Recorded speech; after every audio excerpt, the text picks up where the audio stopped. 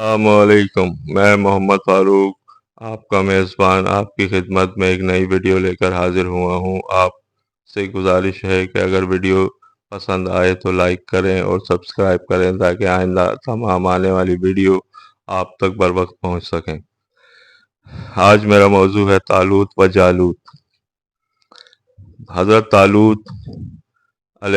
طالوت جو تھے وہ حضرت سمیع علیہ السلام کے صحابی ہیں۔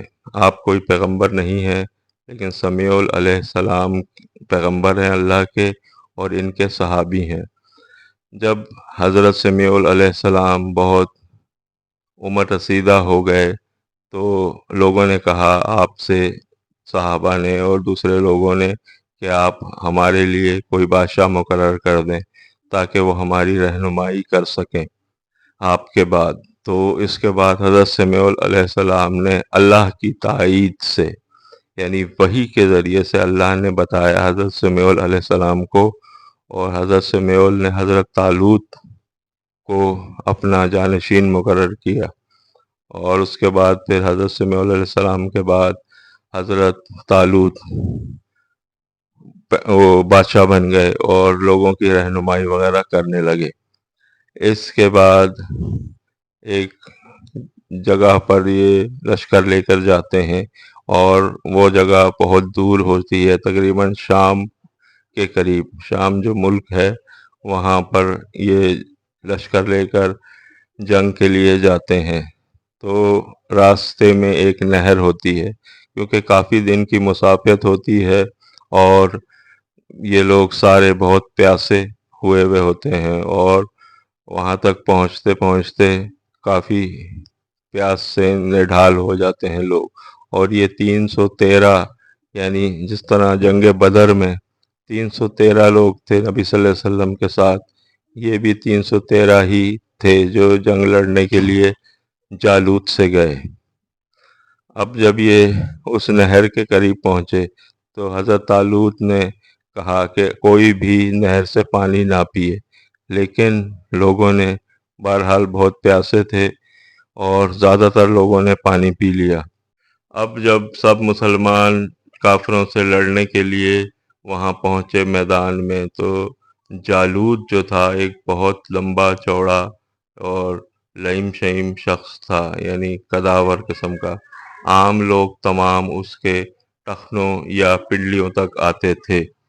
اب جنگ شروع ہوئی تو بہت سارے جو مسلمان تھے جنہوں نے پانی پی چکے تھے وہ سست ہو گئے، اور زیادہ تر جو تھے وہ سستی کی وجہ سے الگ ہو گئے جنگ سے، اور چند ایک ہی لوگ جنگ میں شریک ہوئے۔ اب طالوت کیونکہ ایک بہت، جالوت جو تھا بہت بڑی بلا تھی، یعنی اس کا اتنا قد کہ اس کے ٹخنوں تک لوگ آ رہے تھے، اور اب وہ لوگوں کو اٹھا اٹھا کے جالوت جو تھا وہ پھینک رہا تھا، یعنی زمین سے اٹھا اٹھا کے جس کو پھینکتا وہ آگے جا کے، ظاہر سی بات ہے، اٹھا کے دور پھینکتا تو وہ مر جاتا۔ یہ سارا سسٹم جو تھا وہ حضرت داؤد علیہ السلام دیکھ رہے تھے، کیونکہ حضرت داؤد علیہ السلام ایک، اس وقت تقریباً ان کی عمر 15 سے 16 سال تھی، اور یہ بھیڑ بکریاں چرایا کرتے تھے۔ ان کے پاس ایک گوپیا ہوا کرتا تھا جو یہ گھما کر جس سے پتھر پھینکتے تھے، اور وہ بکریوں وغیرہ کی حفاظت کے لیے، یعنی دوسرے جانوروں پر وہ پھینکا کرتے تھے۔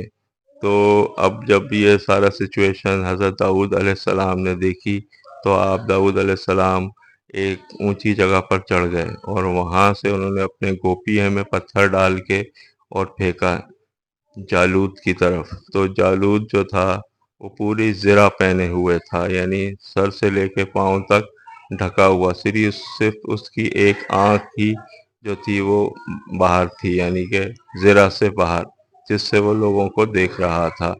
تو داؤد علیہ السلام نے جو اپنے گوپیے سے پتھر پھینکا تو اس کی آنکھ میں جا کے لگا اور سیدھا دماغ میں اتر گیا، اور اس سے جالوت کی موت واقع ہوئی۔ تو اللہ تعالیٰ قرآن میں فرماتے ہیں کہ حضرت داؤد نے جالوت کو قتل کر دیا۔ تو اس طرح مسلمانوں کو فتح ہوئی اور مسلمان فتح یاب ہوئے۔ اس طرح جو اس کے بعد حضرت داؤد علیہ السلام سے حضرت طالوت نے اپنی بیٹی کی شادی کی اور آپ ان کی دامادی میں آ گئے۔ اس کے بعد جب حضرت طالوت کے انتقال کے بعد پھر بادشاہ حضرت داؤد علیہ السلام بنے۔ حضرت داؤد علیہ السلام نے تقریباً 40 سال حکومت کی۔ اس کے بعد 40 سال حضرت سلیمان علیہ السلام نے حکومت کی، یعنی 40 سال داؤد علیہ السلام کے اور 40 سال حضرت سلیمان علیہ السلام کے، 80 سال، اور 16 سال حضرت طالوت کے، تو یہ ملا کے پورے تقریباً اراؤنڈ 100 سال بنتے ہیں۔ تو یہ بنی اسرائیل کا سنہری دور کہلاتا ہے، جو 100 سالہ جو حکومت ہوئی بنی اسرائیل کی، کیونکہ اس وقت تو دین اسلام بنی اسرائیل ہی تھا، یعنی کہ اللہ کا دین۔ تو اس طرح اب میں اپنی ویڈیو کو یہاں پر اختتام کرتا ہوں، اور اللہ سے دعا ہے کہ جو حق بات میں نے کہی وہ اللہ تعالی ہمارے دلوں میں راسخ فرمائے، اور جو غلطی سے سلپ آف ٹنگ یا غلطی سے کوئی بات میرے منہ سے نکل گئی تو اللہ معاف کرے اور ہماری غلطیوں کو درگزر کرے، آمین ثم آمین۔